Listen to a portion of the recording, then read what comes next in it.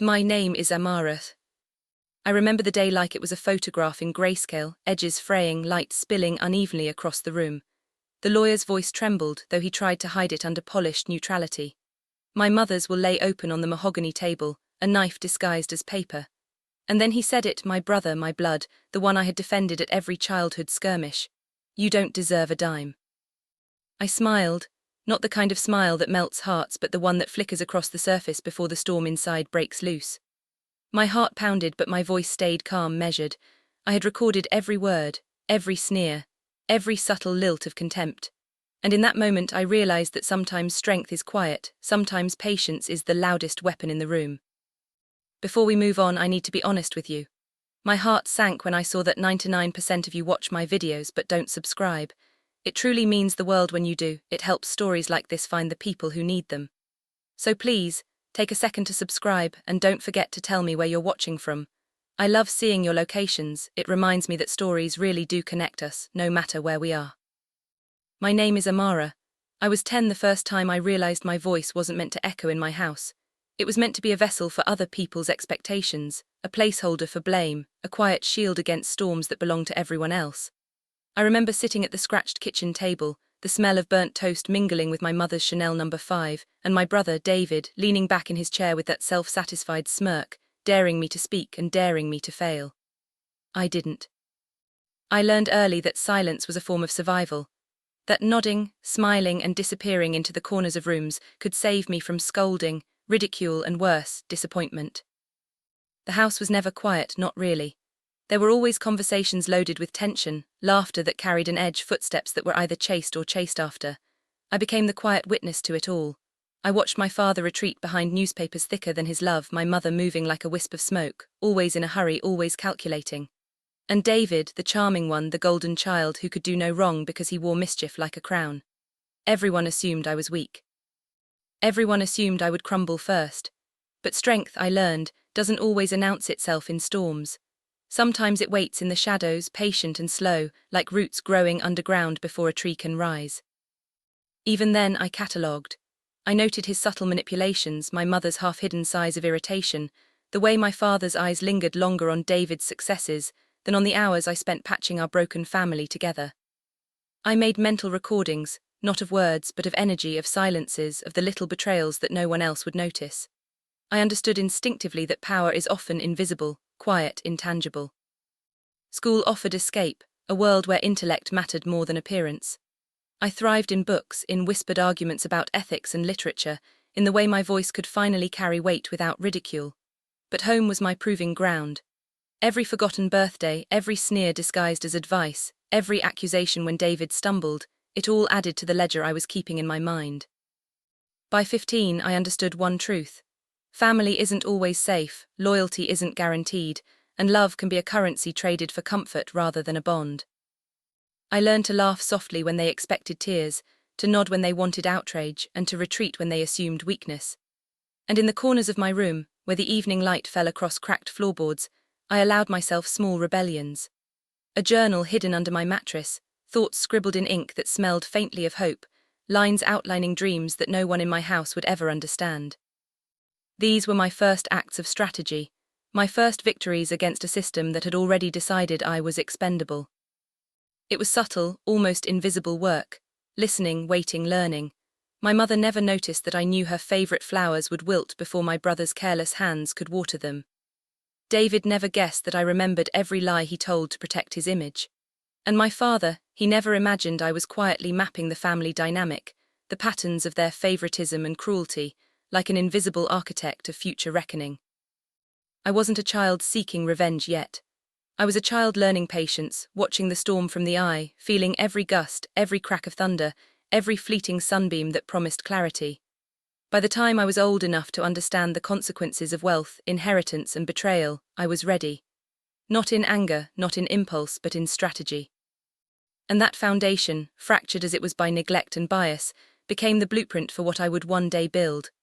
A quiet fortress of awareness, of intelligence, of patience. A weapon disguised as a calm, listening, underestimated woman. It was in that silence, in the corners of rooms where no one looked, where the shadows leaned gently against walls, that I first understood. The world doesn't see your strength until you choose to reveal it, and when you do, the impact can be devastating. And sometimes, the person you least expect to betray you is standing right across the table, smiling, pretending they never will. By the time I was 20, I had learned that words are fragile, easily forgotten, easily twisted. Actions, though actions linger. And so I began recording, not with some grand intention of exposing the world, at least not yet, but as a shield, a testament to reality as it truly existed in my family. I remember pressing the small red button on my recorder for the first time, the light blinking like a heartbeat in the dim corner of my bedroom. It felt dangerous, like carrying a secret weapon no one knew I possessed, and maybe it was. It started small, snippets of conversation in the kitchen, my brother's laughter when someone else was humiliated, the faint sighs of my mother laced with disappointment whenever I suggested something practical. I captured everything I could, the ambient sounds as much as the words. The creak of the floorboards, the scrape of cutlery against plates, the half-laugh that carried a sting. These recordings were more than evidence, they were mirrors reflecting the true faces of the people who claimed to love me. I would sit at my desk at night, headphones on, listening to their voices over and over, parsing every intonation, every hesitation, every pause that betrayed intent. I began to notice patterns. My mother's sigh always came before she dismissed me. David's charm always followed a lie, a manipulation disguised as humor. And my father's neutrality was never truly neutral. It was an active choice, a quiet alignment with whichever side offered convenience. I didn't feel vindictive in those early days, I felt alive. There is a certain thrill in understanding a system from the inside, in seeing the gears turn without the gears knowing you are watching. It was like discovering a hidden map, the faint lines and symbols etched in shadows that no one else could interpret. Every betrayal, every subtle dig, every manipulated situation was catalogued with meticulous care. The ledger was invisible, but it existed. And yet, even as I recorded, I remained careful. There were no outbursts, no confrontations. I smiled when they expected me to smile, nodded when they expected agreement, retreated when they expected weakness. The recorder was my unseen ally, my silent witness. It gave me clarity. It gave me patience. It gave me leverage that no one could suspect. I began to anticipate their movements. I knew when David would try to charm, when my mother would try to guilt, when my father would try to distract. I could almost predict the shape of a conflict before it began, and with each prediction my confidence grew. The recordings became less about proof and more about understanding, about strategy, about survival. And then one night, listening to a particularly sharp argument between my mother and David over some trivial household expense, I realized something I had felt for a long time but hadn't named. The power wasn't in the anger, wasn't in the wealth, wasn't in the guilt they tried to instill. The power was in knowing. The power was in patience. The power was in preparation. I pressed stop on the recorder, the red light blinking out, and sat in silence. The room smelled faintly of paper and ink from the journals I kept.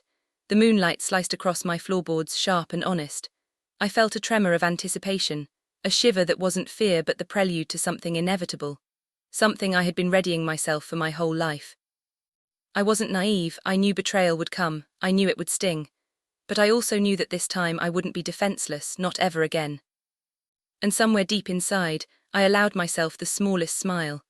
Because knowledge, once acquired, is a weapon no one can take away. I started walking alone more often, letting the city's night air seep into my lungs, cold and sharp, as if it were cleaning the remnants of old betrayals from my skin. The streets became my confessional, the empty sidewalks echoing my thoughts louder than any voice in the house ever could. Rain-slicked asphalt mirrored the lights above, broken into shards of gold and neon that danced like fractured memories. I would watch my reflection in puddles, adjusting the scarf around my neck, and see not just me, but the observer I had become, a quiet storm-gathering force in the spaces no one cared to notice. Home was no longer a sanctuary, it was a battlefield I could see but not yet confront. Every whispered argument, every subtle manipulation, every moment when I was treated as invisible or expendable, it fueled something within me, something patient, meticulous, unshakable. I began noticing patterns in their behavior outside the house too, the way David's charm worked on co-workers, how my mother wielded influence through guilt and posture, how my father's passive agreement encouraged all the worst tendencies in both of them. And through it all, I remained calm. I smiled at the right moments. I laughed lightly when it was expected. I let the chaos swirl around me while I stayed grounded in observation. I remember one night particularly well. The rain had blurred the city into a watercolor of grey and gold. I stopped under a flickering streetlight and pulled my coat tighter, letting the water drip from my sleeves. And for the first time, I allowed myself to imagine the consequences. I envisioned David exposed, my mother confronting her own manipulations, the ledger of betrayals I had been quietly amassing coming alive in a way that demanded acknowledgement. It was intoxicating, not because I craved revenge, but because I understood the shape of power now. The quiet storm inside me was no longer just a whisper. It was a presence, patient, observing, waiting. Every day I refined my plan in subtle ways. I tested reactions with small provocations, a casual mention of knowledge about a hidden expense, a hint that I had overheard a lie, a smile that didn't reach my eyes but said everything to those who knew to look. They never suspected. They were too wrapped up in their own performances, their own illusions of control, and I, the underestimated one, grew stronger in silence. At home, I moved like a shadow, listening, nodding, recording not just words but gestures, the twitch of a lip, the hesitation before a reply, the nervous shift in weight when guilt brushed close. These were my maps, the guides to understanding not just what they did but why. I began to see the fragility beneath their arrogance. I began to see the cracks I could exploit, the leverage I could eventually hold. But the storm wasn't just about strategy. It was about survival. It was about carving space for myself in a house that had never truly held me. The wind rattled the windows one night, and I leaned against the sill, eyes on the horizon where streetlights burned like distant suns, and I whispered to myself that patience was not weakness. Strength doesn't always announce itself with a roar. Sometimes it waits, silent and contained, until the perfect moment to strike becomes undeniable. And in that silence, I felt the first taste of freedom, even as I remained tethered to a family that could never fully see me. I realized that power was not in confronting them recklessly, but in understanding them fully, in becoming the storm they would never anticipate.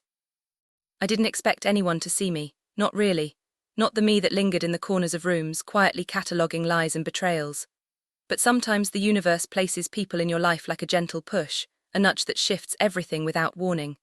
Her name was Simone, and she was nothing like my family. Warm, fierce, with a laugh that didn't hide knives behind it. She wasn't naive, and she didn't pretend she was. From the first moment we spoke, I realized she saw me, not the responsible one, not the scapegoat, but the person behind the quiet composure, the storm I'd been learning to contain. We met at a coffee shop, the smell of roasted beans heavy in the air, sunlight slicing through the blinds, catching the dust motes like tiny suspended stars. I remember the first time I told her a piece of my story, hesitantly in fragments, and she didn't flinch or offer pity. She just nodded, her eyes steady, her silence giving me the space I needed to reveal the fractures I'd hidden for years. There was a rhythm to our conversation, a push and pull, a dance where honesty wasn't forced but allowed. And for the first time in my life, I didn't have to hide my strategy behind patience. She understood instinctively. Simone became my mirror and my sounding board. We spoke in whispers about family dinners, veiled threats, and subtle manipulations. She would listen, her brow furrowing slightly at each revelation, and then she would ask questions that made me think deeper, see angles I had overlooked. Her presence reminded me that observation alone wasn't enough. Strategy required collaboration, careful trust, and occasionally a voice other than my own to validate the reality I had lived in silence. Cinematic moments filled those days, long walks through quiet streets where we dissected encounters with my family, the gentle clatter of teacups in dimly lit cafes, the shadows of late afternoons stretching across cracked sidewalks.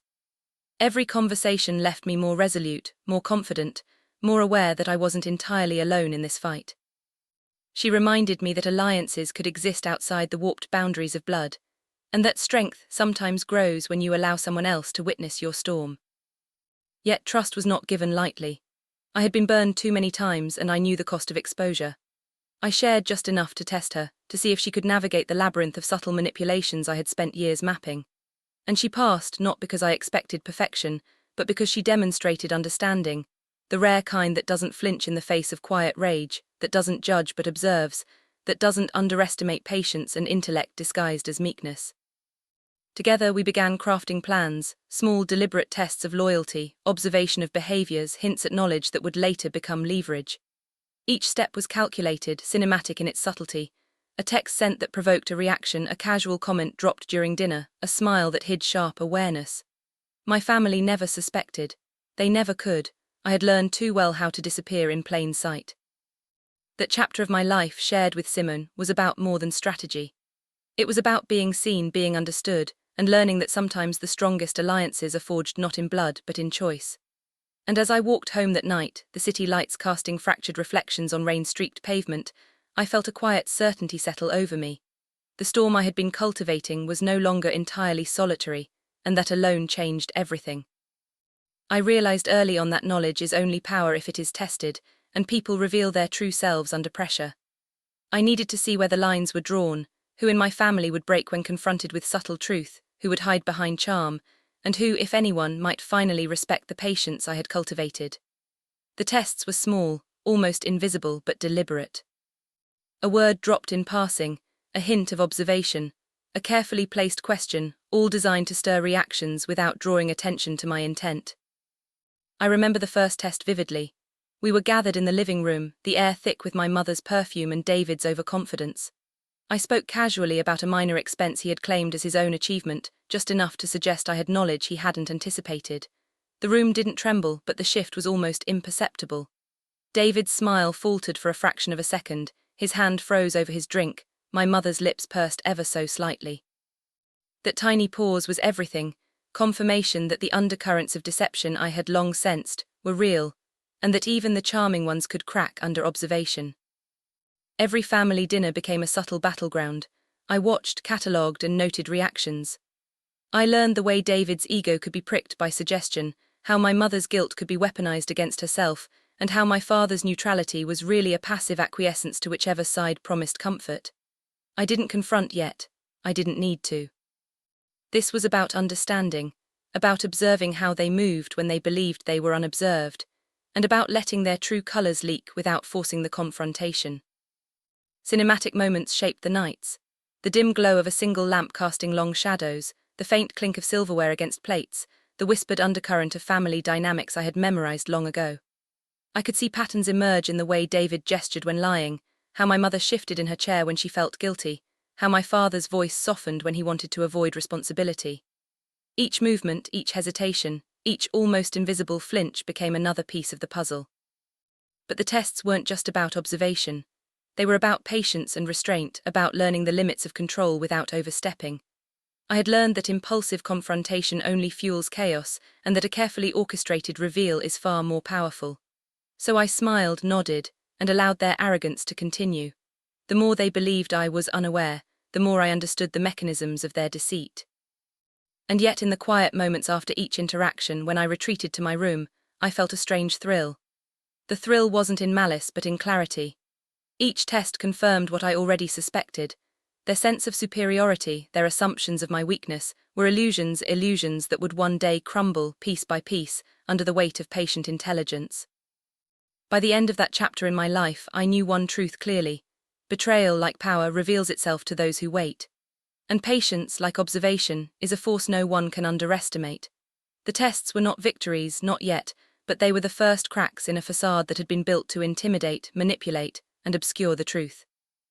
The day I discovered the concrete evidence of their deceit, the house smelled like old paper and a faint trace of my mother's expensive perfume, the one she wore to remind everyone of status and control. I was in the study, a room always humming with invisible tension, filled with books I had never touched but that seemed to hold judgment in their spines. I had asked to help organize some of my father's old files, more out of curiosity than obligation, and what I found changed the landscape of everything I had been quietly preparing for years. Bank statements, letters, signed contracts tucked away in folders that carried no labels, all pointing to the same truth I had suspected for so long. David had been siphoning funds, leveraging family trust, manipulating inheritance in ways my parents allowed to continue because, for them, appearances were more important than integrity. Every folded sheet of paper was a dagger, every scribbled note a confirmation of every micro-betrayal I had catalogued. I could feel the blood drain from my face, and yet a strange calm settled over me. This was the moment patience had been preparing me for. I remember sitting on the leather chair in the corner, pulling the files onto my lap, the leather cracking under my hands, the pages crackling like dry leaves in winter. I didn't gasp, I didn't shout, I didn't cry, I just read. And with each line, the puzzle I had been piecing together in silence finally snapped into focus.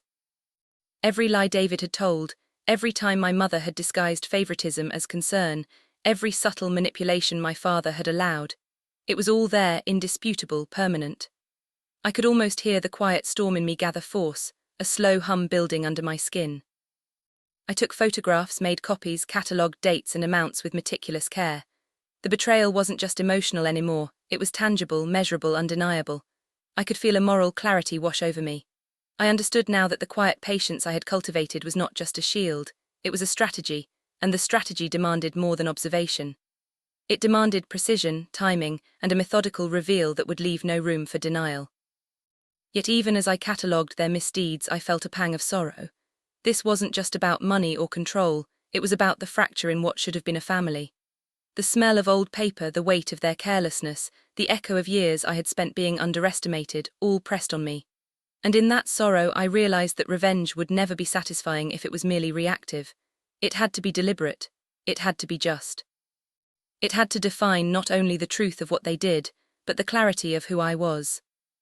That night I walked the empty streets again, letting the wind carry the tension out of my chest. Rain-slicked pavement reflected the orange streetlights in fractured patterns, mirroring my own fractured trust. I let the storm inside me simmer, knowing the next steps would require patience sharper than any blade. Every betrayal confirmed became another tool in my arsenal, each revelation a spark of strategic illumination. I wasn't angry in the reckless way people think of anger. I was poised, calculating, ready. I went to bed with the files beside my bed, the recorder in the corner quietly humming memories of past conversations, and a deep understanding settled over me. Knowledge, patience, and timing were now my allies. And the house, silent and fragrant with past deceptions, held its breath, as if waiting for the quiet storm to finally make its move. I didn't look in mirrors much when I was a child. There was nothing to see that mattered, nothing worthy of recognition. But that night, after cataloguing the betrayal, I found myself standing in front of the full-length mirror in my bedroom. The moonlight spilled across my shoulders, across the careful folds of my sweater, catching the faint glint of the recorder and the stacked files on my desk. I studied my reflection, and for the first time in years I didn't see the scapegoat, the quiet observer, the underestimated one. I saw the storm I had been cultivating all this time. I thought about every choice I had made, every silence that had protected me, every nod that had kept me invisible, every observation that had sharpened my understanding of who my family really was. I wondered if they would ever recognize me as someone capable of subtle strategy, someone who could wait, calculate, and strike with precision. The reflection staring back at me was calm, but the quiet tension under the surface hummed with potential. Strength had settled into my bones, as solid and silent as stone. I remembered my mother's voice, always measured, always carrying expectation with every syllable. I remembered David's smirk, the effortless arrogance that had blinded him to the fact that I was watching, learning, recording. I remembered my father's neutral nods, never truly neutral but passive complicity. And I realized that they had all assumed I would crumble under pressure, that I would be too small, too gentle, too predictable to confront betrayal. They were wrong. Every miscalculation they had made in underestimating me became a quiet fuel that now pulsed beneath my skin. Reflection became ritual. I would spend hours with the moon spilling light across my notebooks and the files I had compiled, tracing patterns, connecting dots, asking myself what I truly wanted. I had to confront my own impulses too, the anger that flared when I read the bank statements, the yearning for immediate retaliation, the temptation to act without strategy. I learned to temper it, to breathe into the silence, to let patience sharpen my mind instead of consuming it. The city outside was quiet now, the distant hum of cars and the occasional bark of a dog forming a backdrop to my thoughts. Shadows crept along the walls of my room, stretching like fingers reaching toward me, and I let them remain unchallenged. There was a strange comfort in stillness, in isolation, in the knowledge that the storm inside me was contained but gathering strength. I began to speak to my reflection softly, almost like a confidant. You've waited long enough. You've learned enough. Now you see clearly. The mirror revealed more than just my face. It revealed my moral compass, the part of me that wanted justice without cruelty, clarity without malice. I realized that revenge would not be enough. It had to be precise, deliberate, and meaningful. Otherwise, I would become the thing I despised, reactive, reckless, a shadow of the patient strategist I had spent years cultivating. By the time I turned away from the mirror, night had deepened. The city lights outside shimmered in the darkness like distant promises. I felt a strange mix of melancholy and exhilaration, the recognition that I was stepping into a phase of my life I had always imagined but never dared approach. The storm was ready to move, but only when the moment demanded.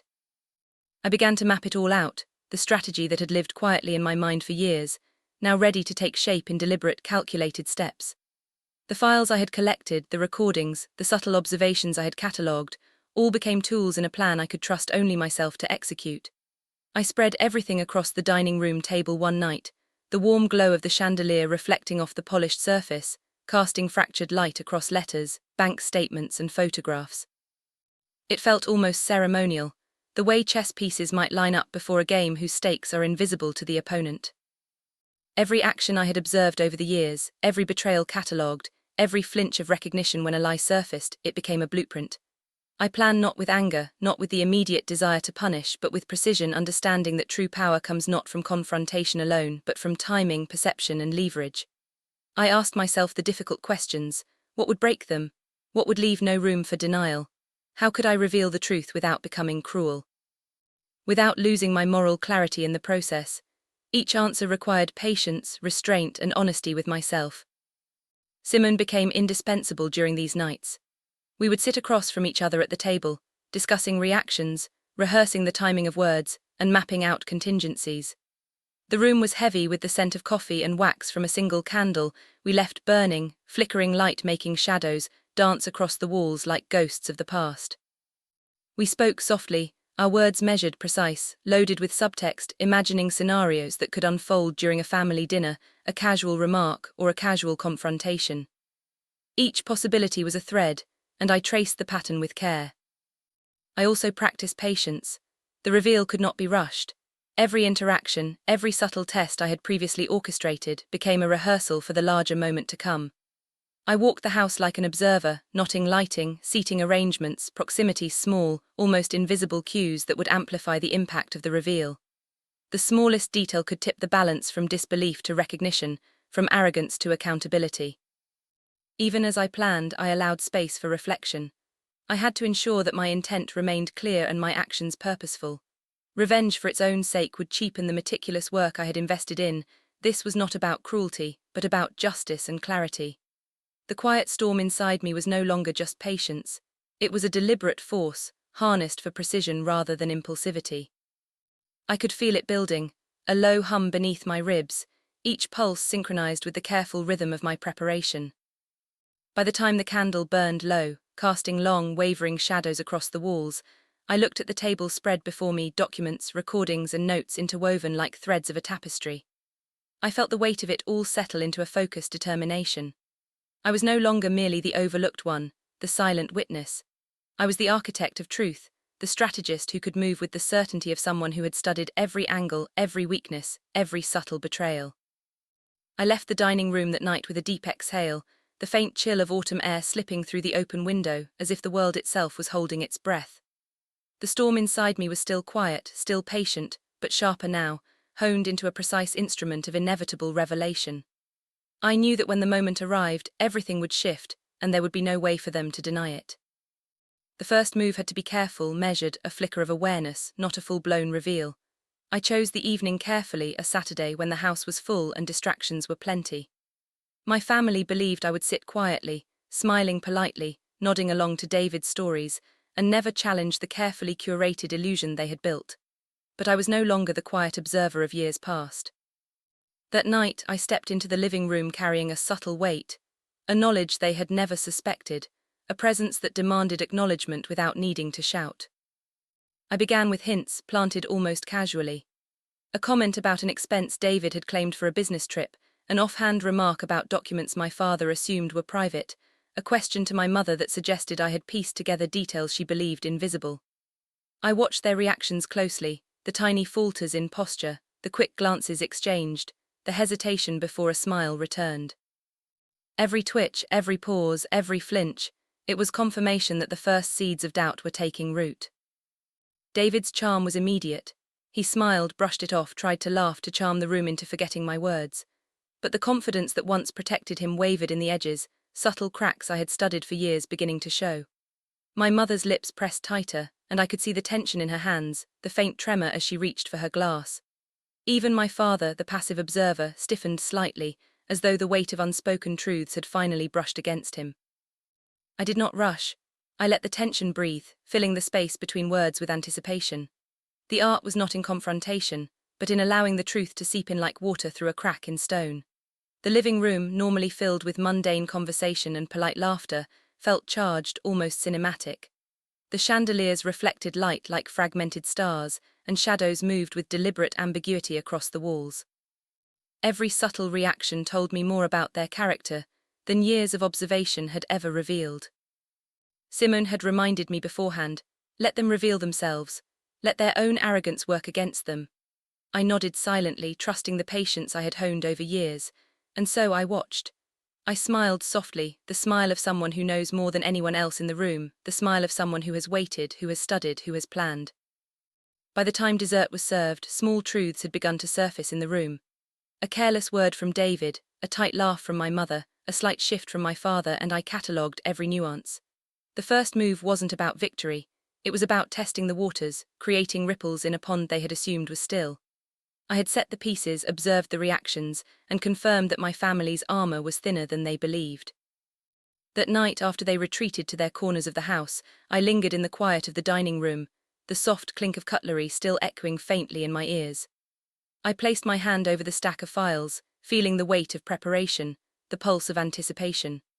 The first move was never meant to topple them, only to start the subtle unraveling, and I felt a surge of satisfaction that had nothing to do with malice and everything to do with clarity. It didn't take long for the subtle cracks I had created to widen. The carefully planted hints, the strategic observations, the gentle provocations, they had begun to unravel the house's carefully maintained illusions. David, who had always thrived on charm and misdirection, stumbled in ways I had predicted. A hesitation here, a forced laugh there, a slip of the tongue that revealed more than he intended. Watching it unfold felt like standing in the eye of a storm I had long nurtured, calm, precise, inevitable. I had prepared for every eventuality, every denial, every attempt to spin their version of reality. The gaslighting that had defined my childhood, the subtle manipulations meant to make me doubt my own perceptions, now began to collapse under the weight of tangible evidence. I let them speak, letting their arrogance fill the room. Every word, every gesture was recorded in my mind as meticulously as the files I had collected. The brilliance of gaslighting is in the victim's confusion, but this time the victim had been prepared. There was a family dinner that Friday, the air thick with the aroma of roasted chicken and lingering perfume. I watched the interplay carefully. David tried to charm, to redirect suspicion, but the undercurrent of truth I had seeded made each lie tremble. My mother attempted to soothe tensions with her practiced calm, but even she faltered, caught between guilt and denial. My father, as usual, attempted neutrality, but his subtle glances betrayed unease. Every reaction confirmed what I already knew. The house's foundation, built on deceit, was shaking. I began to speak carefully, measuredly. Not accusations, just observations, subtle questions, phrasing that revealed truth without delivering judgment. David, I noticed these bank statements. Did you mean to include Mom's signatures on all of them? I let my voice carry calm certainty, letting the question hover in the air. The silence that followed was cinematic in its weight, tension thick enough to taste, shadows stretching across the table like elongated fingers of expectation. David's smile faltered. My mother's hands twitched slightly in her lap, my father's eyes darted, uncertain. I wasn't angry, I wasn't loud. I was precise. Each small word, each subtle inflection pulled at threads they hadn't realized were visible. Their manipulation, so long invisible to them, was now exposed in plain sight. The gaslight flickered, sputtered, and died under the pressure of patient clarity. By the time dessert was cleared, small truths had surfaced. Lies were challenged not with yelling but with observation. Arrogance had no shield against preparation. I felt a quiet surge of satisfaction, a recognition that patience and intelligence, not impulse, had created this moment. The storm I had been cultivating was no longer invisible. It moved subtly through the room, altering perceptions, shifting control. After the first wave of revelations, the house felt different. Silence had settled like a dense fog, and yet it wasn't peaceful. It was charged, heavy with suspicion, tension, and the unspoken awareness that the balance had shifted.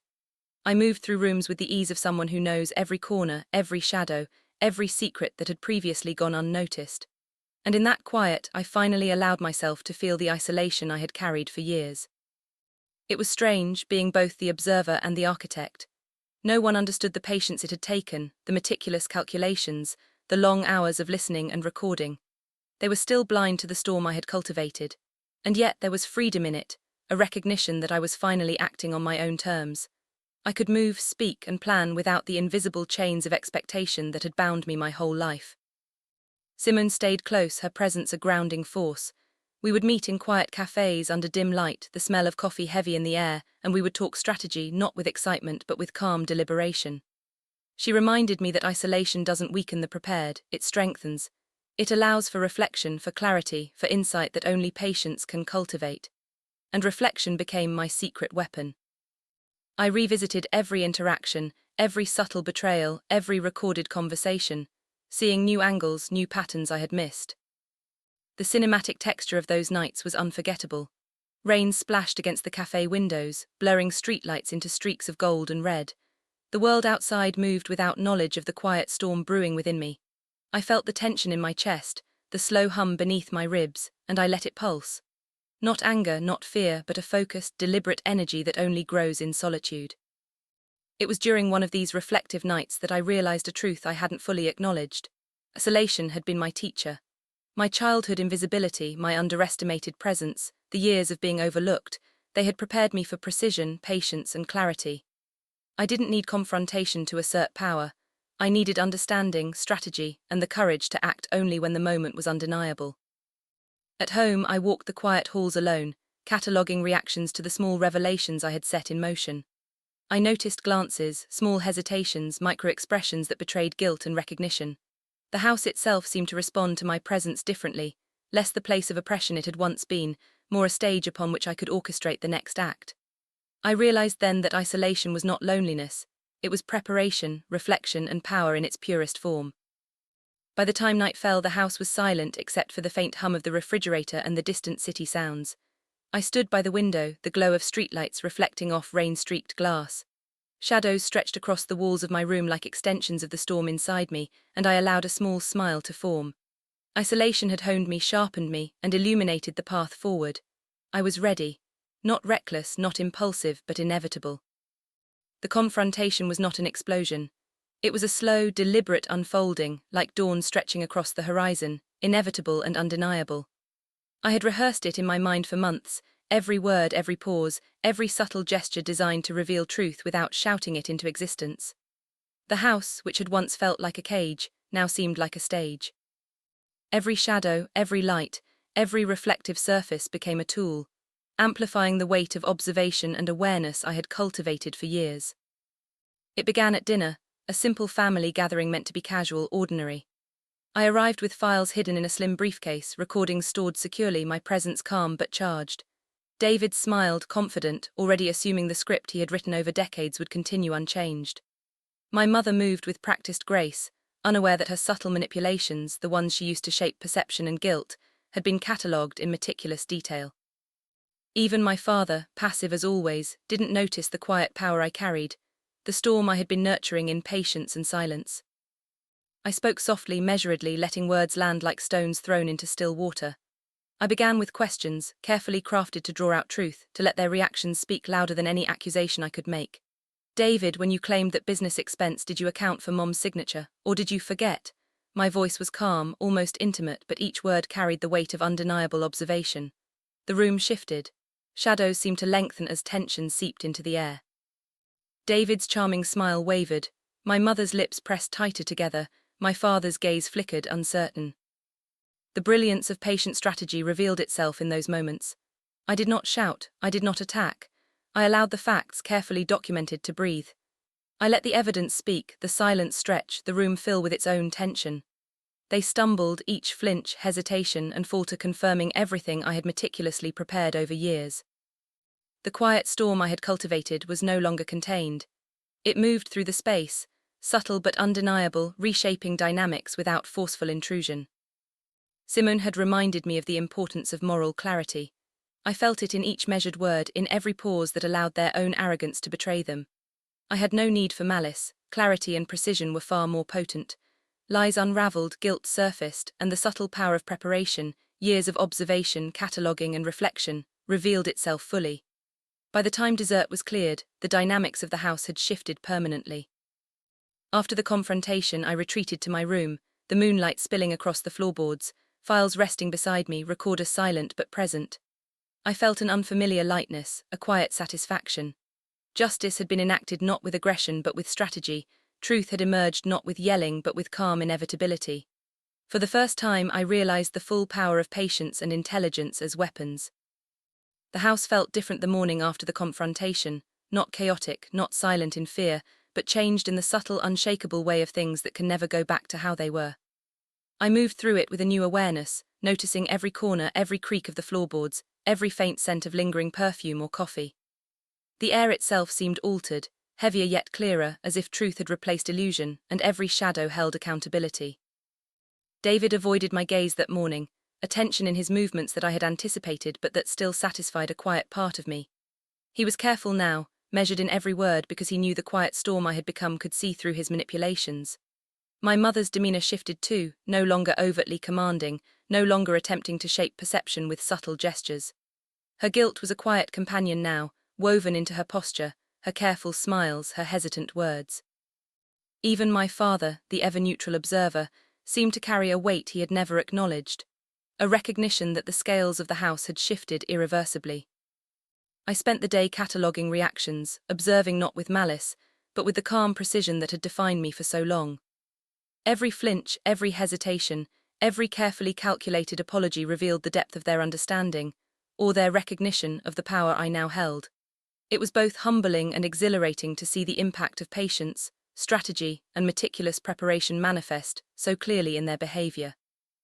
The quiet storm I had nurtured had transformed into something tangible, undeniable, and alive. Simone checked in later that afternoon, her presence a grounding force in the swirl of emotions and revelations. We spoke quietly in the corner of a sunlit cafe, reviewing the subtle shifts, the reactions, the micro-moments that would inform the next steps. Even in victory, I was deliberate, aware that complacency would undermine the careful balance I had achieved.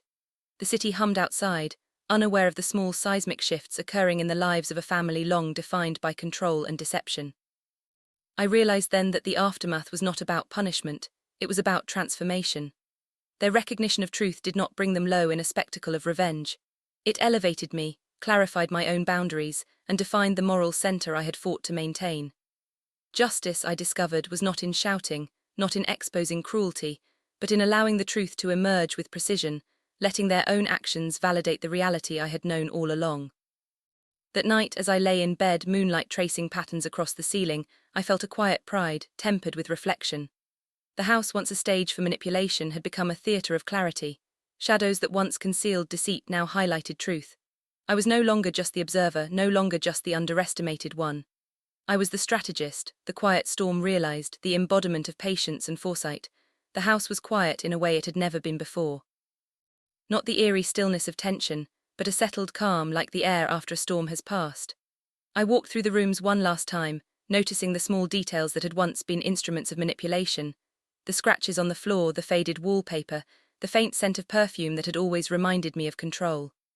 Now, each corner held a story of truth reclaimed, of patience realized, and of power exercised without cruelty. I gathered the files and recordings I had painstakingly collected over years and placed them in a small locked chest in my office. Not to wield as a weapon, not to gloat, but as a testament, a reminder of patience, strategy, and moral clarity. Some might have called it vengeance, I called it stewardship. I had claimed my space, reclaimed my narrative, and established boundaries that no one in my family could violate again. The quiet storm I had nurtured had transformed into something enduring: wisdom, foresight, and the power of measured action. David no longer moved with arrogance. My mother's carefully crafted manipulations had lost their potency. My father, too, seemed lighter, perhaps even reflective, no longer hiding behind passive compliance. The house, once a cage of subtle betrayals, felt like it had exhaled, every corner acknowledging that truth now lived openly, without distortion. And I realized that my victory was not just about exposing deceit, but about shaping an environment where loyalty, respect, and integrity could finally exist. I sat at my desk that evening, the city lights spilling across my room like fragments of gold, reflecting in the polished surface of the locked chest beside me. I allowed myself a rare moment of reflection, a quiet, deliberate pause to honor the journey that had brought me here. From the underestimated child to the patient observer, to the strategist, to the woman who had reclaimed her story, I could see the arc of my own evolution. I had learned that strength is not loud, not visible in brute force, but in patience, clarity, and the courage to act with integrity when the moment demands. Simone stopped by, her presence a quiet affirmation of the alliances we choose. She smiled softly as she noted the stillness in the house. "You've changed everything," she said, not boastfully but with awe. And I nodded, understanding that change is not always loud or dramatic. Sometimes it is quiet, methodical, and irreversible. Sometimes it is a legacy. I walked to the front door one last time before night fully descended. The house stood behind me, shadows stretching long walls that had witnessed years of manipulation now silent in acknowledgement. I took a deep breath, feeling the weight of the past lift, replaced by the steady, unshakable pulse of purpose. I realized that legacy is not built by wealth or fear, but by patience, clarity, and the courage to reclaim one's own story. I stepped outside into the cool night air, the city humming around me. The sky was clear, stars scattered like distant promises, and I smiled, the quiet storm now calm but alive within me. I had reclaimed my power, exposed the truth, and established a foundation of moral clarity that would endure beyond the walls of this house, beyond the reach of betrayal.